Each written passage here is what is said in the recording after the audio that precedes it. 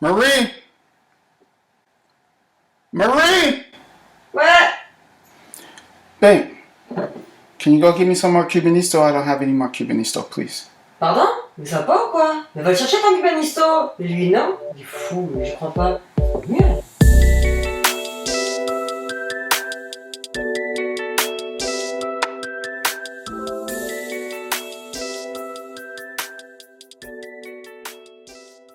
Hello, everyone, and welcome to a new episode of HAAWK Lounge. I'm your host, your co-host, Cincinnati France, and I'm here with Adam. Adam and Adams. Say what's up to everybody, Adam. What's up, everybody?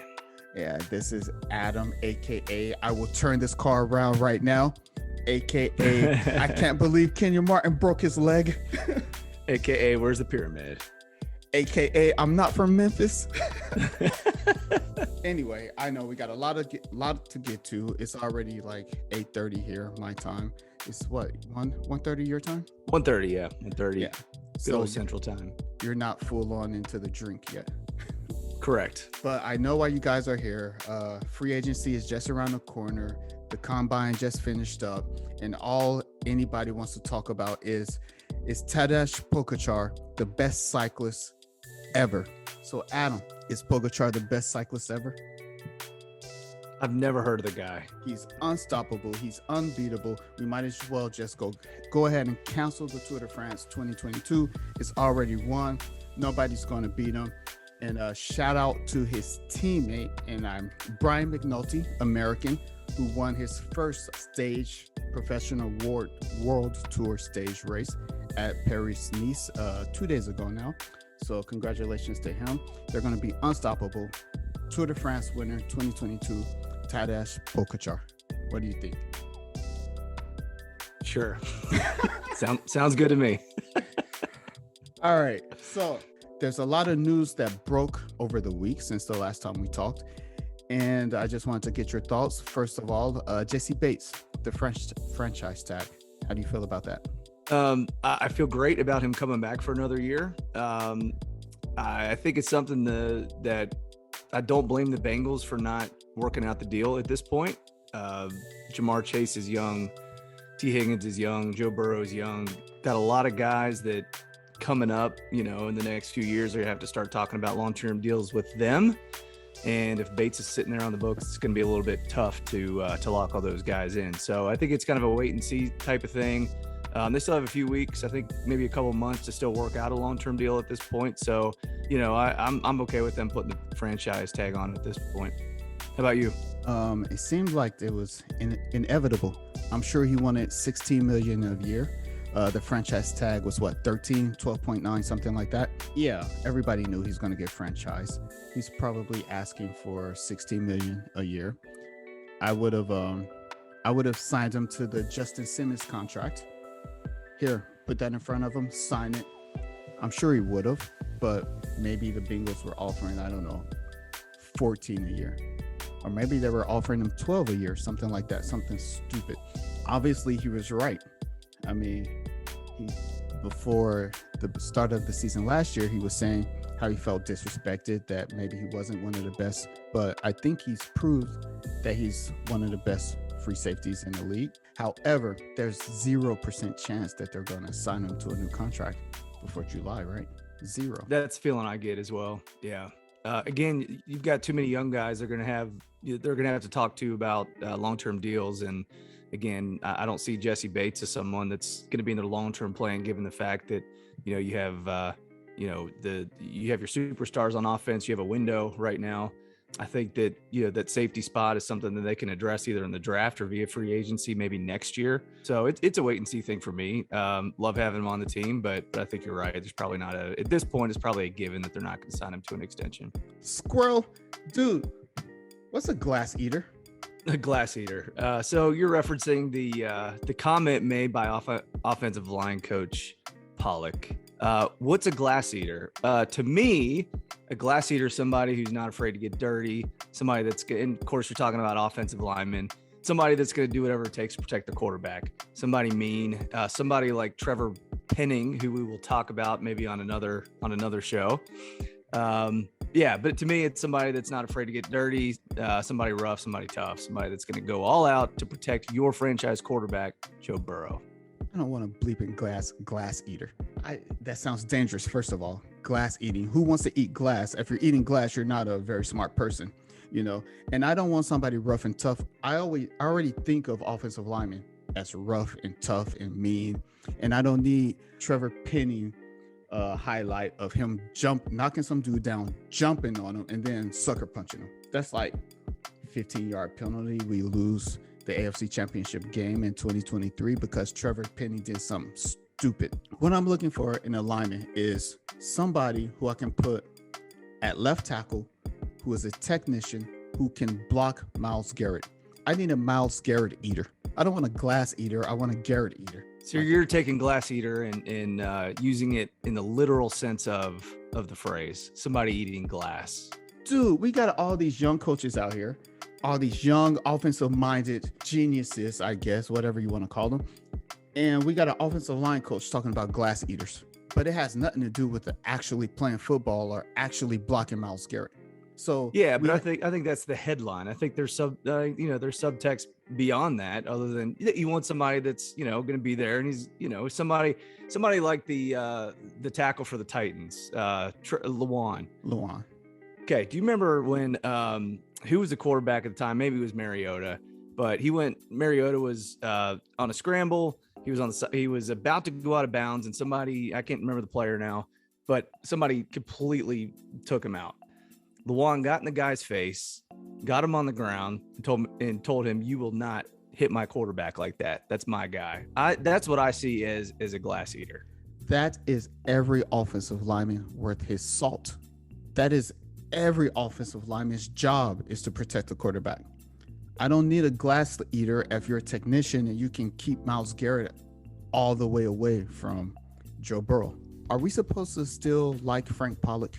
Now, I know I'm about to get all the backlash for this one, but we ran old boy out of town. We rehired Frank Pollock. Everybody was crazy. Everybody was like, "Oh my God, we're gonna get so much out of Billy Price now because Frank Pollock's back." And then the offensive line was the offensive line.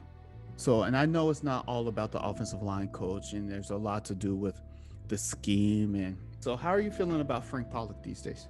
Any offensive line coach is going to be as good as their personnel. So, I look at Frank Pollock and of course, he's had some success. He had some success with Dallas, but how good was Dallas's offensive line? Best in the league, right? So obviously Pollock's going to look like a genius. The Bengals made the Super Bowl. Was that because of Pollock? No. Burrow was on his butt half the time in the playoffs. I look at Pollock and I think that, he's effective, he's capable, but he's only as good as his personnel. What do you say? That's every coach. Zach Taylor was the worst coach in the league before he got Jamar Chase and Joe Burrow. He was like, he's only as good as his personnel. So is it Zach Taylor who got good all of a sudden, or is it he has Joe Burrow and Jamar Chase and T. Higgins and Tyler Boyd and Joe Mixon? I mean, I don't know. I'm not saying like we should fire Frank Pollock or anything like that. No, that's not what I'm saying. What I'm saying is I don't need glass eaters. I just need Joe Burrow to not be sacked as much. I think as far as the Bengals offseason goes, the offensive line is the subject. Many would argue, I don't see how you could argue the fact that if they had a capable offensive line, that they probably would have won that Super Bowl. Zach Taylor came out, said the same thing as Duke Tobin did for the combine.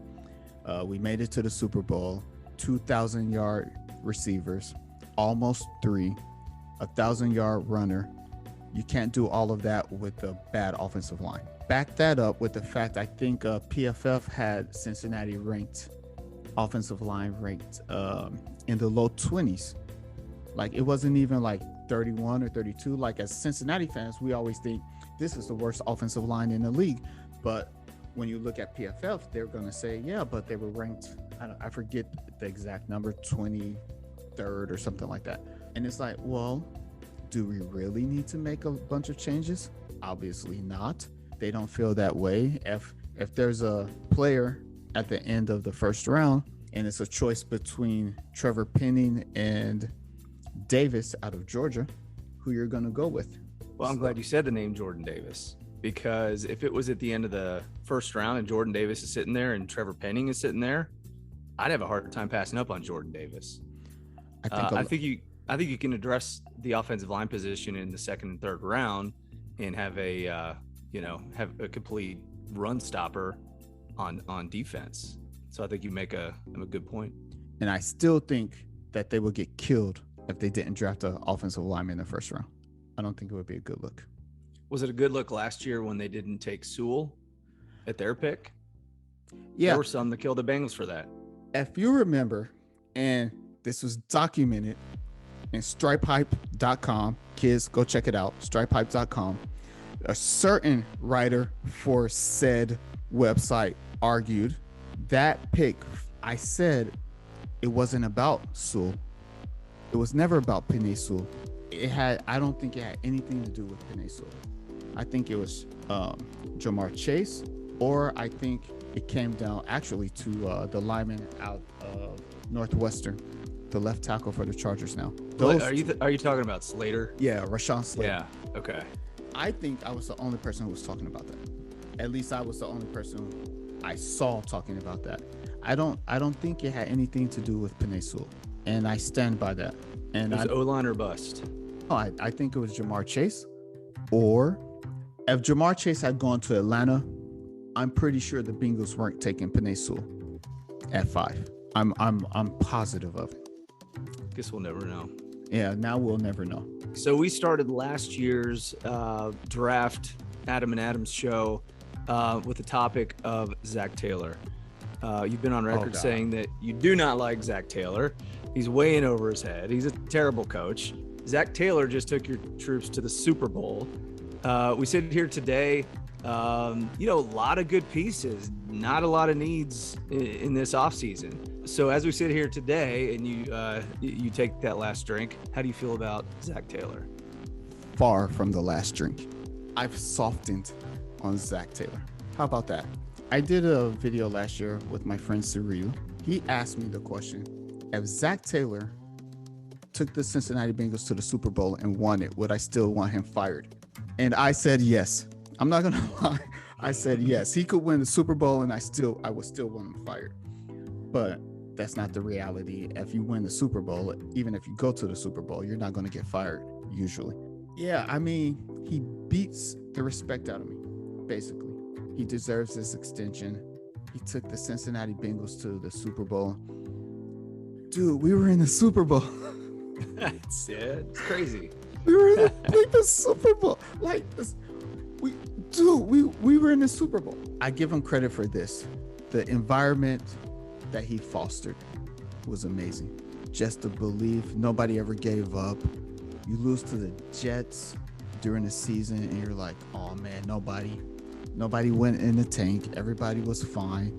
We had some bad losses during the year.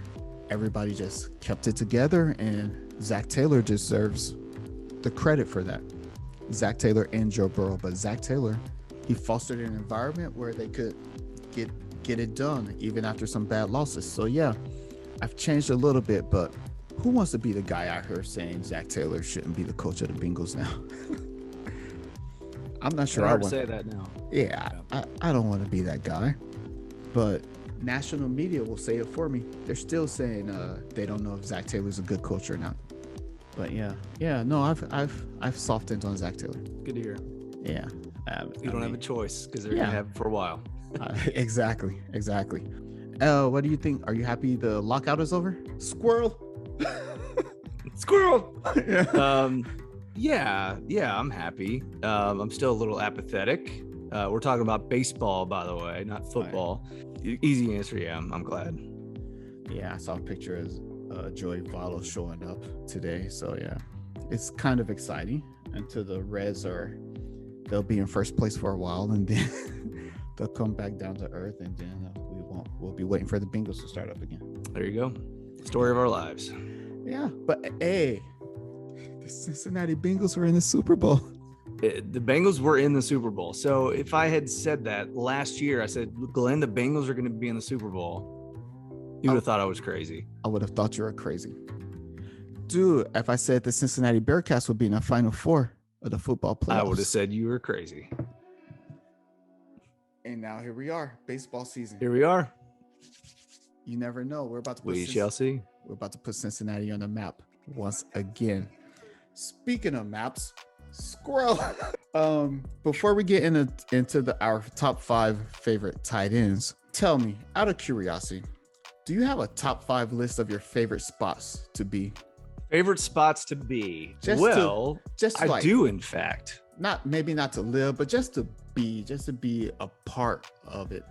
And I'm going to tell you why this conversation is coming up, people, because you might be wondering why I'm talking about this. I live in France. And when Joe Burrow made the comments about there's nothing to do in Cincinnati, I got real mad because all the French people took that as, oh, well, of course there's nothing to do in Cincinnati. Like every city in the world is New York City. So it pissed me off and I had to defend Cincinnati again to all these French people. And I was like, Cincinnati's better than any place in Europe. Most of y'all have never even been to Cincinnati. Y'all out here trying to dog Cincinnati. So yes, I had to defend our honor. And then that made me think, what are my favorite places to be in the world? So Adam, do you have off the top of your head? You really got me on the spot now, with no preparation whatsoever, just putting me on the spot. Oh, yeah. All right. So the way I interpret that question is not necessarily my favorite vacation I've ever been on, but maybe someplace I've been to multiple times, maybe somewhere that I feel at home, relaxed, comfortable. So yeah, I think I probably could name a top 5. Shall we have dueling top 5s? Let's have dueling top 5s. Coming in at number 5, I had a hard time with this one, but number 5, Venice, Italy. Lovely. Love that place. If you've never been to Venice, go soon, go fast. It's about to be underwater. As a matter of fact, it is often underwater now. Take some take some of those rain boots. You should go twice. You should go once during the Carnival, and you should go once not in the Carnival, but not in the summer. There's too many tourists. So Venice, Italy, number 5. Noted. All right. You want to hear my number 5? Yes. All right. So this might sound generic. This might sound too broad. I put Europe. Been to Europe multiple times, been to several countries. I could not condense it into just one country. That's my whole damn list. Spoiler alert. Hey, this is subjective. It's a subjective question. I'm giving you my answer. I put Europe. I love the charm. I love the history. The people in most places that I've been in Europe are lovely. I'm one that likes a new culture, something that I'm not used to, on an everyday basis.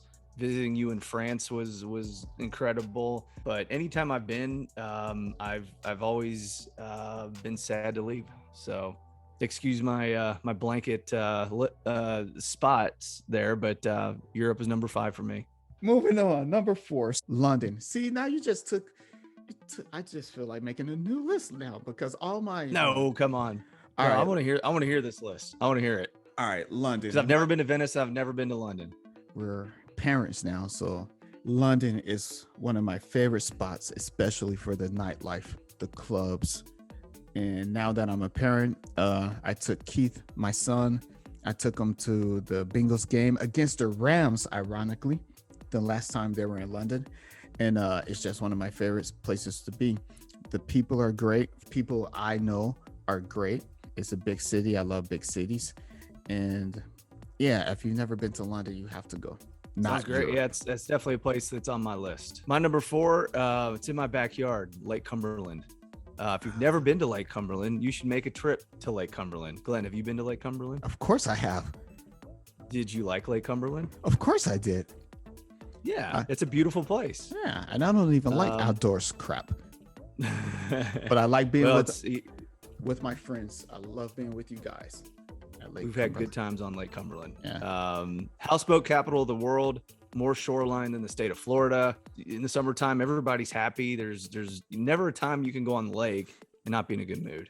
So just for sake of keeping it close to home, Lake Cumberland is my number 4. You listen to rap music? I forgot all about that. I don't even know. I don't even want to say the next part. That's another story. On to number 3. My third favorite place in the world to be. And if you follow me on Twitter, Instagram, you already know my top 3 places. Number 3, Monaco, Monte Carlo. Love that place. Try to go every April when I can. So every chance I get, I try to go there. Just a beautiful place. 1 out of 3 people who live there is a millionaire. Beautiful views. Everybody, contrary to what you might believe, everybody is super nice, super hospitable. If you catch somebody on a good day, they might even let you walk on their yacht and walk around. Got to take off your shoes, got to put on those little hospital things on your feet and whatnot. But no, it's just wonderful. If you ever visit the south of France, visit Monaco, bleep off Saint-Tropez. Don't like Saint-Tropez. Everybody wants to go to Saint-Tropez. I don't like Saint-Tropez, but I love All Monaco. right. I've got a question for you. All right. When we visited you in France, you told us we've got to go to Saint-Tropez. Yeah. Got to go. So we went, right? Yeah. Why didn't you take me to Monaco? Because I had never been to Monaco at that point. I had only been to Saint-Tropez. All right. But what turns me off about Saint-Tropez now is 1, all of the tourists. B, people who live there are not as nice, I'll put it like that, as the people in Monaco. So yeah, so like we can go back and forth in one day to Saint-Tropez.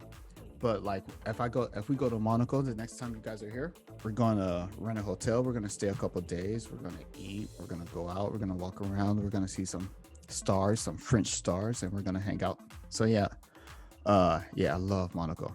One of my favorite places in the world, obviously. Number 3. All right, I'm in. My number 3 is a place that you've been to on more than one occasion. Great American Ballpark.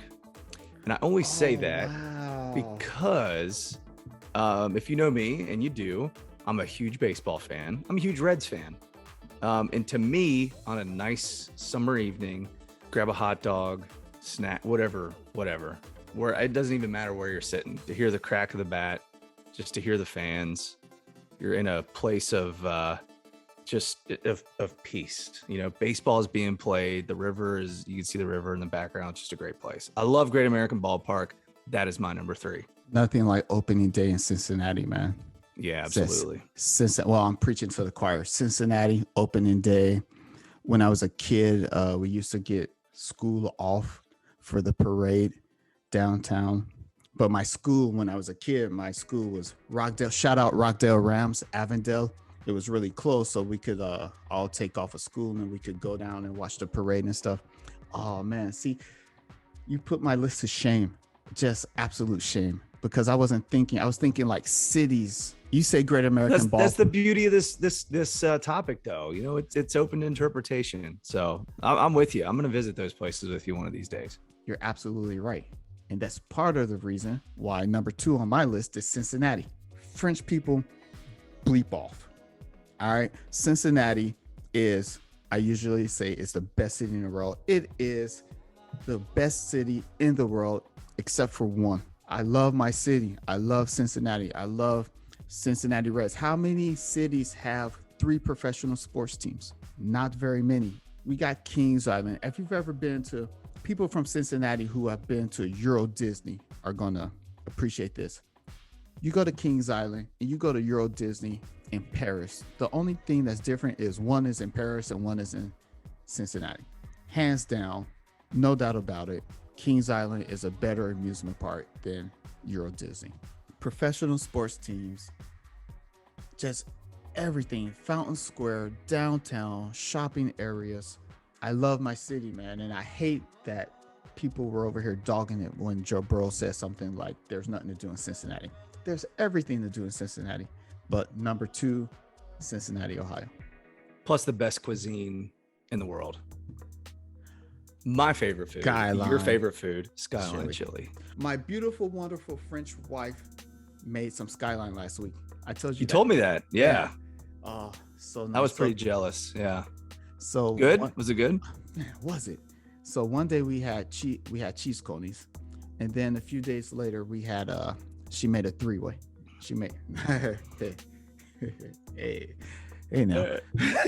So we had three-way, and for those who don't know, three-way spaghetti, chili, and cheese on top, and it was marvelous. And for all you people out there who don't appreciate Skyline chili or Cincinnati chili in general, Skyline, Gold Star, Camp Washington, I don't know, you just have bad taste. Leave us alone. Let us enjoy our chili.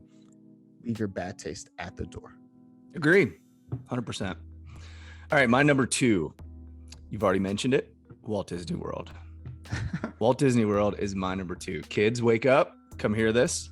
I am not ashamed to admit that I'm a huge Disney nerd. Our family has the season passes. We are Disney Vacation Club owners. When I go, it turns me into a little kid, visiting all the parks, staying at the resorts. I get giddy. I love Disney World.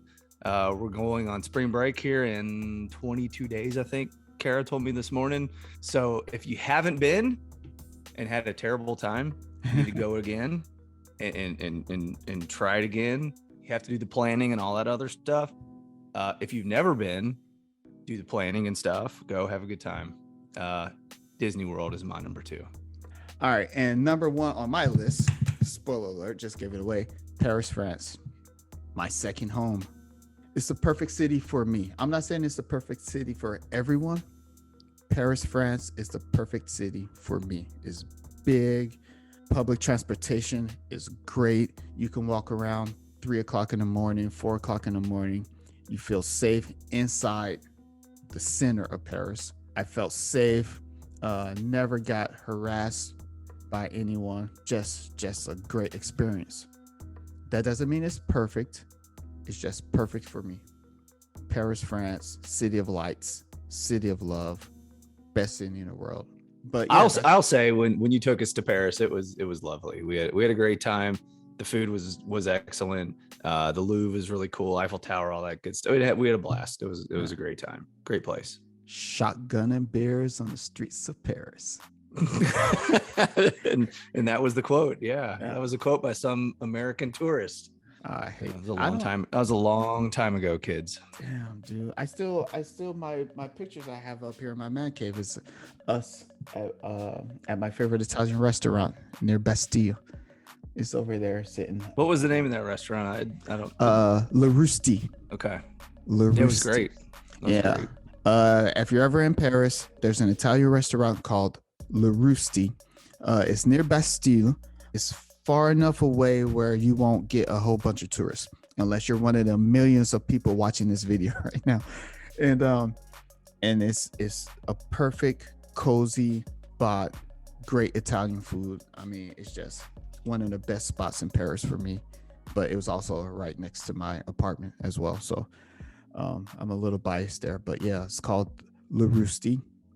Rusti for those of you who are interested. And it's near the Bastille. One of the places I had to take you guys because it was like my favorite restaurant. So yeah. I'm glad you did. And that's one of my favorite memories too from that trip was just, of course, Kara and I, my wife and I, and you and our friend Dave. And I just remember it being a beautiful evening and just, very relaxing. Food was excellent. So yeah, I concur. You should visit.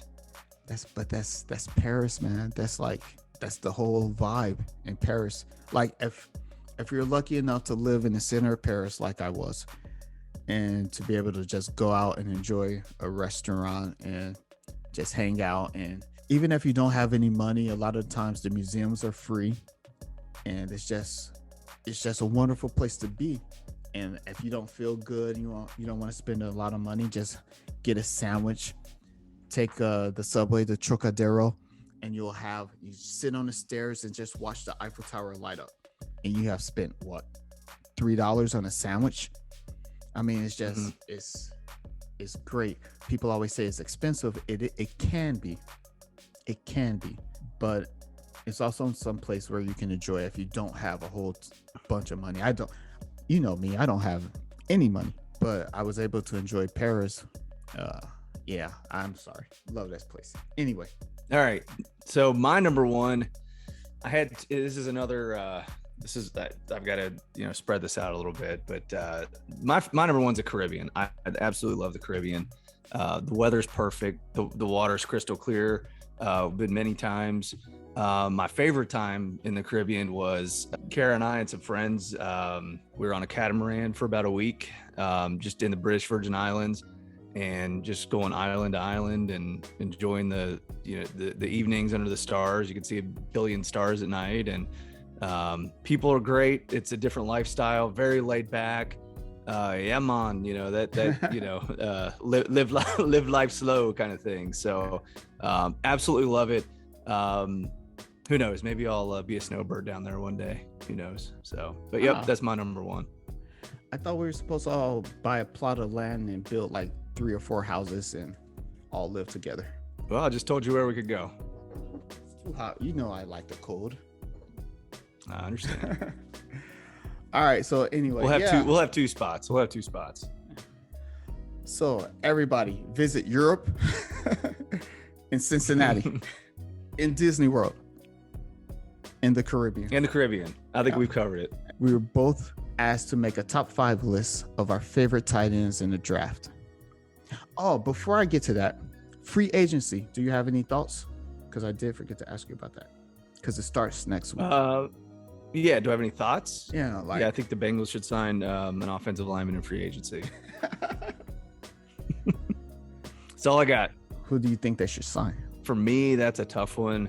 And did you hear La'el Collins' name? He's coming up now as a possible trade target from Dallas. So that's on the table, evidently. You hear Brandon Scherf's name being thrown out. Yeah, there's, of course, the centers, Bozeman and Jensen. So do you have a preference? I like Jensen. I think he's 30 years old, but he has, he protected the GOAT, right? And he has Super Bowl experience. He's never protected Joe Burrow. Yeah. So, not yet anyway.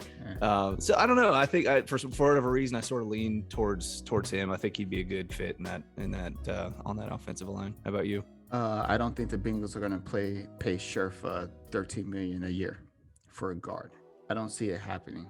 Spotrac said that's what he would command, $13 million a year, 3 years, $39 million. I don't see it happening. I don't know who we're going to sign. I'm sure we're going to sign a lot of people. There's a long list of Bengals free agents hitting the market. And here's the thing. The Bengals are in a spot they've never been in before, at least in the last 30 years. Free agents want to come to Cincinnati. The Bengals were just in the Super Bowl. They want to play with Joe Burrow. So I think that they're in a nice position right now. It might be a small window, but I think the next couple of years could be pretty successful. Just given the fact that now, people want to come play for a winner. I hope you're right. I just don't see them taking any discounts. I don't know that they need to. We might be able to sign 2 free agent offensive linemen, but one of them won't be Scherf. And the Bengals are going to play around in the whole, mid-range bend. Their MO. Yep, that's their MO. Yeah. So even if Brandon Scherf wants to come play in Cincinnati, he's not going to take less money to do it. So yeah, I agree. Oh, it happened last year. Guard from Cincinnati who went to Kansas City, who everybody wanted the Bengals to sign. Tooney. Yeah, thank you. Joe Tooney. The Bengals lowballed him, so he went to Kansas City. Yeah, how do you like that, Tooney? Bleep off. Beat you twice. Take that. So yeah, it's going to be interesting. Moving on to tight ends. Now, another dueling top 5 list. This is a top 5 that, based on what I've seen and what I've read, I think would make sense for the Bengals. But I'm curious to see what you have to say as well. I tried to not read about these guys. I just went straight, to see how they play. Straight to the tape, as they say. I did PFF rankings and mock draft database rankings. So that's what I looked up. But I didn't look up, what they were saying about them. All right, you want me to start with number 5? Yep. All right, my number 5 is Jeremy Ruckert, tight end from Ohio State. The thing with Ruckert, when I was watching his tape, what jumped out at me is that whatever highlight reel I was watching, I don't know that he had one contested catch. He was always wide open in the middle of the field or, in the back of the end zone. So I was curious to see, how he would do in tighter coverage. But on the other hand, he was always wide open, so I don't really know how to look at that. He seems to be pretty athletic. Obviously in Cincinnati, we want a tight end that can, put hands on guys and be effective blockers as well. The thing is with any of these guys, that's to be determined at the NFL level, So yeah, Rucker, I know there's a lot of hype on him. He's probably higher on other people's lists, but for me, he's my number 5. Going in the third round about, right? That's where people have him going, I think. I think in mocks I've seen, probably he might sneak into the second, but most likely the third, I think, from what I've seen. My number 5, Lucas Krull Pitt. I called him, when I looked at him, I said, he's a baby Gronk. Like maybe the Cincinnati Bengals can sign Gronk next week. But if they don't, I would definitely look at this guy. What I like about him is he might even go undrafted. So mock draft database has him at 288 and PFF has him at 254. So that's 7th roundish, undrafted free agent-ish. He's a good catcher. He can pass block. Zach Taylor, Cincinnati, they have to find a tight end who can actually hold up in pass blocking against Myles Garrett if need be. While he might not be the best pass blocker of the guys on this list, I think he can handle it. And plus his value in the 7th round, maybe in an undrafted free agent. I really like him. And he was, of course, the tight end for Kenny Pickett, who should be the first quarterback, I guess. I don't know. Or maybe Willis will be. Anyway, he was Pickett's tight end. So yeah, I like him a lot. So he's my number 5. On to number 4. You're not going to like this one. You better not. Honestly, I'm on the fence with this guy. I will cut this off right now. You better not. Hear me out. I'm going for upside. Okay. I'm hoping that this guy can turn in to I'm not going to say he's going to be a dominant tight end in the National Football League, but if you want somebody that's going to be physical, you're really doing this. Can run routes. Jalen Weidermeyer, Texas A&M. I want to give the guy even your dog doesn't like that. I think he's telling me something. I don't know. When I watched the tape, there were things that I liked. There were things that stood out. He just, when you watch the film and you watch his routes, he kind of jumps off the tape in some of the videos that I saw. Obviously, the biggest indictment on him is his hands. Can he catch the football? And drops are an issue with him. But he's a decent route runner. I think he'll be physical on the line of scrimmage. I'm willing to give him a shot. So Jalen Weidermeyer at number 4. Yeah. I'm in trouble, aren't I? Yeah. Your dog really doesn't like that. Yeah. He is correct. Who's your number 4? All right. My number 4. Now, this is all the way off into left field. I'm going with Jeremiah Hall out of Oklahoma. So when I watch him, he reminds me of Jeremy Johnson. You remember Jeremy Johnson, the fullback, number 31? I watched this guy in the combine. Yeah. And his combine, and I was disappointed. Yeah, I was too. But when I watch him play, all right, this dude lines up at wide receiver, fullback, tight end. He ran the ball a couple times. I mean, he does everything. He's a good blocker. He can pass block. He can run block. He can catch the ball. And in that game, I think everybody will know, it was Oklahoma against Texas. You remember that game, and they were down by like 1 million points, and then Oklahoma ended up coming back and winning that game. Mm-hmm. Well, he had his moments in that game as well, catching the ball, blocking, etc. I really like what I saw out of him from that. I almost changed it because of his combine. Because you just described a fullback, not a tight end. Yeah, he does everything, but that's the thing. He lines up at tight end. His hand is in the dirt. He lines up as a wide receiver. How many fullbacks are lining up as wide receivers? Would he line up as a wide receiver at the NFL level? I don't know. No. but he might have to block Myles Garrett once in a while. Back to your letting the tailback come up and block Myles Garrett. This is a theme. This is a theme with all my tight ends. You're looking for pass. You could throw out my number 4. I'm throwing out your number 4. Oh, I think one of those guys is going to be 6th round ish. I think they have him going. No, 7th round. Mock Draft Database has him going 260. PFF has him 271. So yeah, 7th round ish.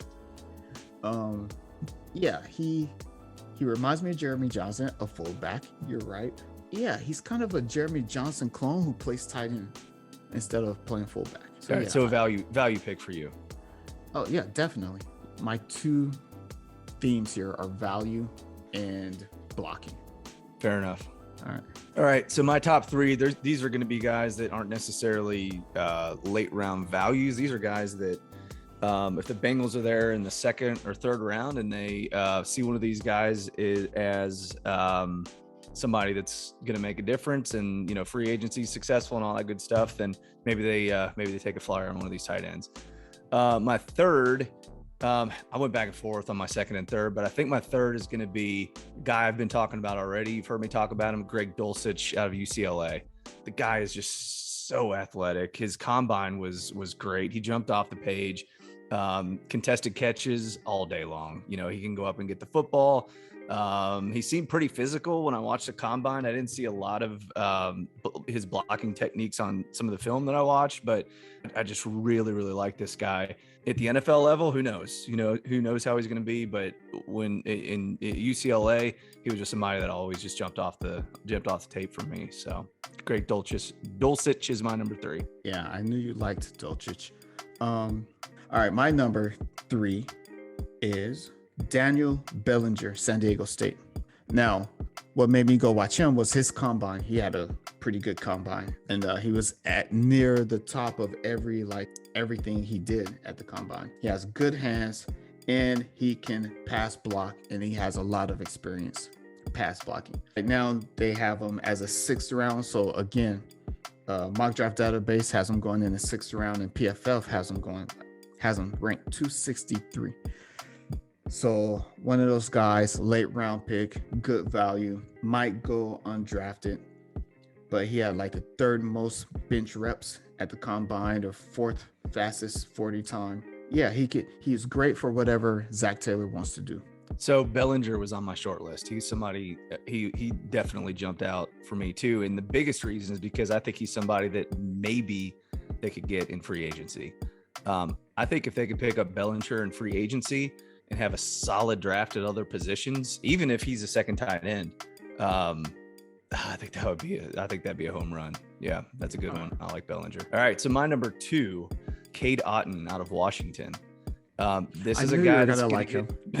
He's going to get drafted early. This is not going to be a late round guy, somebody that they can maybe even get in free agency. No, this is a guy who's just a solid tight end. If you want somebody that's going to run good routes, good tight routes, who can catch the football, who's good in traffic, but also somebody who's physical and that can block, Cade Otton would be a perfect complement to the rest of that offense for the Bengals. So he's my number 2, Glenn. What do you think? Gotta say, I really liked Cade Otton. I know it shouldn't matter, but I think it would be a bad look to draft a tight end out of Washington in like the 3rd round. Like you said, he's not going to be there for very long. He's going before the 4th round. So yeah, I think that's probably the only reason I didn't put him in my top 5 was because he's a tight end out of Washington. We can't have another one of those going in the top 3 rounds. Fair enough. but yeah, I mean, I liked him. I mean, I liked him a lot. I liked his pass blocking against Michigan. Now you're gonna see with my top 2 guys, like you put on that Michigan defense, like all those dudes should be drafted in the 1st round. Like my God, I don't see how they lost a game with that defense. Yeah. I mean, my goodness. But yeah, and he held his own. Otten held his own against that Michigan defense.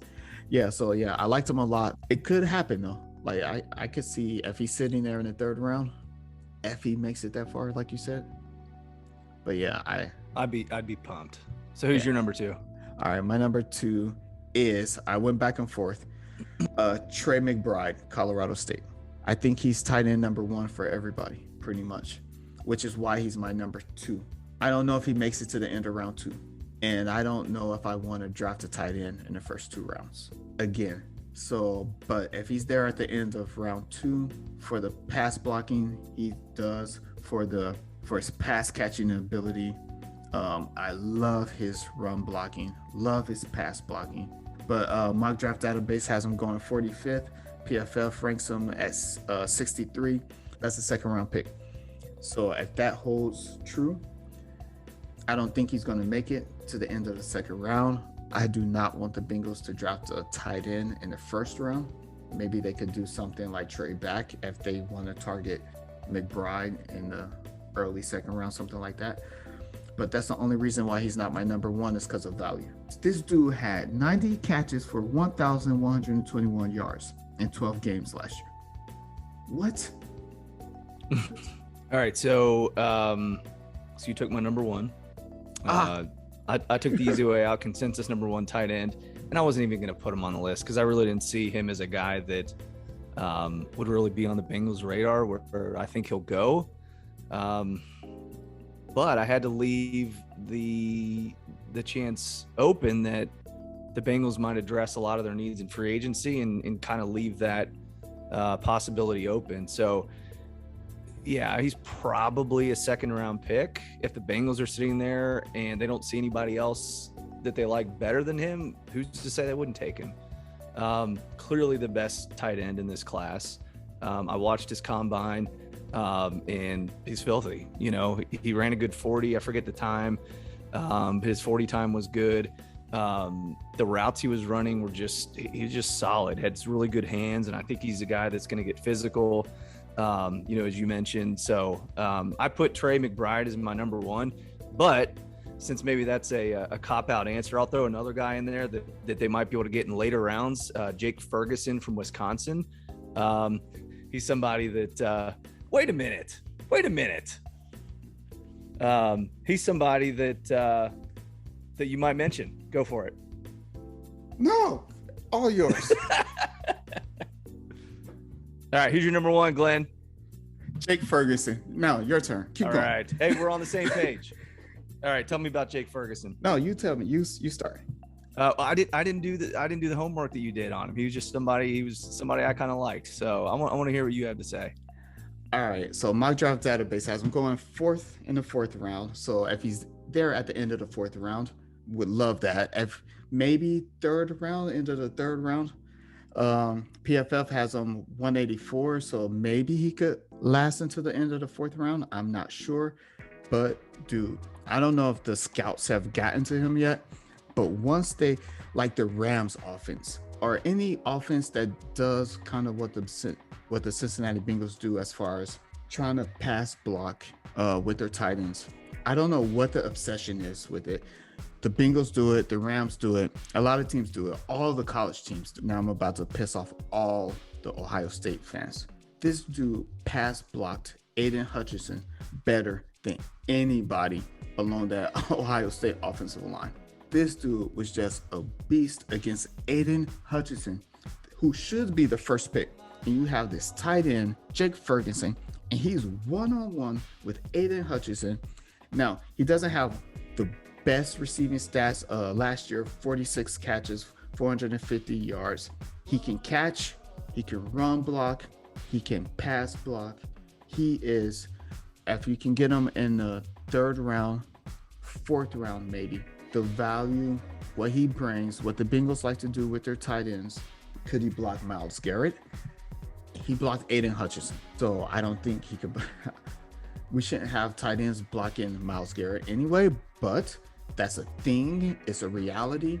If we want Joe Burrow to be sacked less, we have to have a tight end who can block defensive ends one-on-one. It's just a reality of the situation. CJ Uzomah could not block defensive ends one-on-one every time. I think I don't want to say 100% of the time, but it feels like 100% of the time it ended up in a sack. And then you watch Jake Ferguson. So yeah, we're on the same page. Like, he's my number one because of value. You get to the third round, you might have a shot at Jake Ferguson. Yeah, I mean, we're on the same page there. How'd you like that alley-oop, huh? Yeah, I love that. I love that. That wasn't an alley-oop, that was a steal. I teed it up for you, Yeah. Oh yeah, but yeah. No, good pick. I like it. All right. Well, we'll leave it there. And don't forget to click like and subscribe. But yeah, hopefully this will be out. Well, definitely be out before the free agency starts. So check us out. And hopefully we'll be back again next week. And until then, Bengals fans, have a good day. Have a great day. Have a HAAWK day. HAAWK day.